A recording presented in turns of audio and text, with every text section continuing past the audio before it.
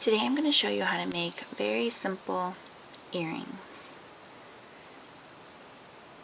Someone with no jewelry experience can make these easily after watching this video.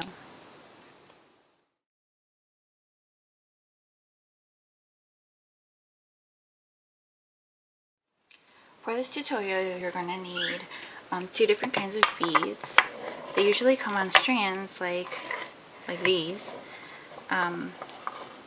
But you're only going to need, for this particular pair of earrings, you're only going to need two of one kind and then two of another kind. It doesn't really matter what size you use. It's really just up to your preference. Another thing that's optional that I'm going to use today are bead caps. They come like this. There's all different sizes and colors. And basically what a bead cap is a bead cap. You just put it on the end of a bead and it kind of just adds like some detail, a little bit of a more of a professional look. But that is totally optional.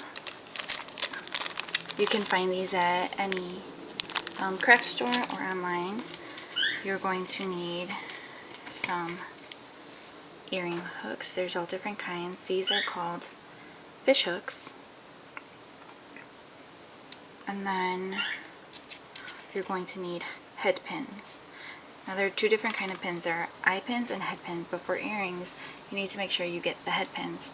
And what makes a head pin is one end of the pin is flat, so it keeps the bead from falling straight through. So you're going to need two of those, and if you happen to have head pins you can use them, but it's not necessary. What a head pin is it has a loop at one end to make it easier for you to quickly make anything. You can make charms, earrings. So this would be like a head pin. So whether you have 4 eye pins or 2 head pins and 2 eye pins, you need 4 total pins. Oops, sorry about that. Another thing you're going to need are pliers. You're going to need round nose pliers. These have round tips to make loops.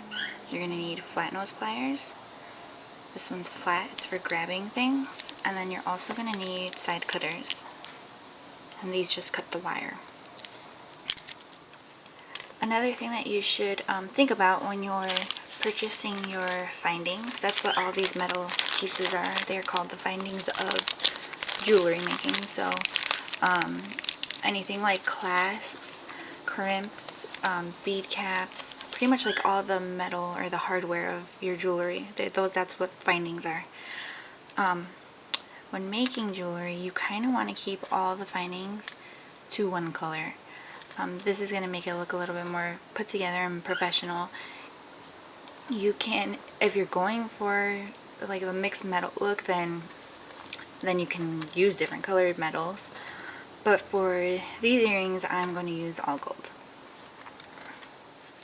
So you're going to start off with one of your head pins, one of your bead caps.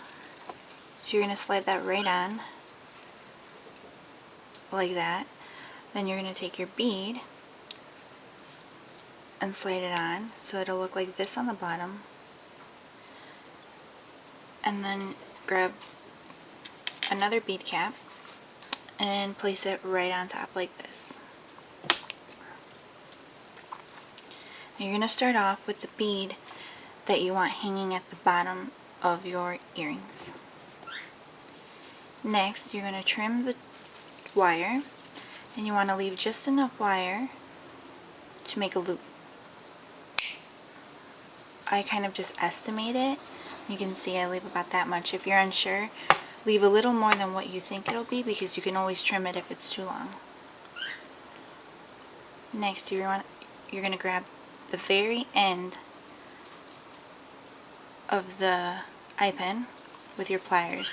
If you notice, the pliers are larger near the base and thinner at the top.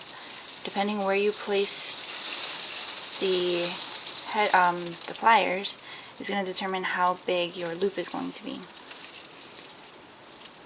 So I don't want my loop to be too small, so I'll start right here.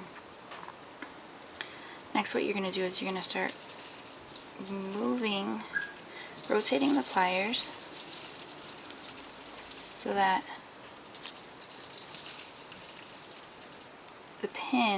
the end of the pin touches the pin on this side to make a loop. If you notice, the loop is crooked, so you're going to have to straighten it out. And to straighten it out, all you do is you stick one end of the plier in the hole, and then the other plier, the other side of the plier, on the side that does not open. And then you just bend it back to straighten it. Now you can see, if you look very closely, you can see that my loop is open. So to close it, you're just going to take your flat nose pliers and gently squeeze the outsides of the loop.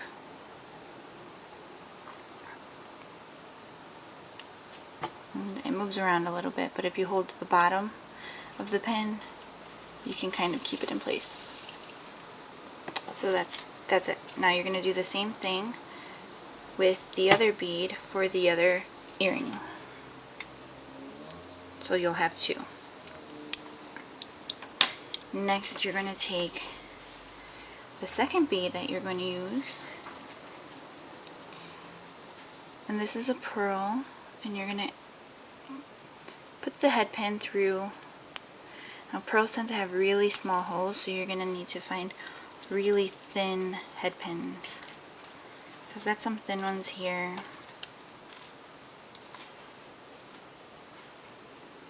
And they fit right through like that. Now, what you're going to do is you're going to make a loop just like you did on the first bead. But for the first loop, you're not going to trim it. What we're going to do is we're going to make a loop on the top and on the bottom of this bead. So you're going to do just like you did before. You're going to grab the very top of the head pin with your pliers, place it in between the two pliers where you, depending on how big you want the loop, roll. And if you have to readjust your pliers, because as you can see it's not completely closed, so I'll readjust my pliers and continue rolling until one end is touching the other end. Now this is crooked, so I'm going to have to go back in and straighten it out. Like that. Now you're going to push the bead down to where you made that loop, and then you're going to take your cutters and you're going to trim that. Just like we did for the first bead, you want to leave just enough wire to make a loop. So you're going to cut that.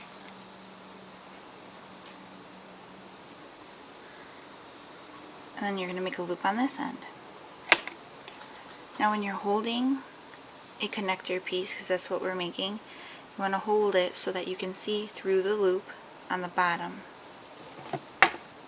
Now when you make the loop on the top, you're going to grab the very end of the wire and roll it away from you.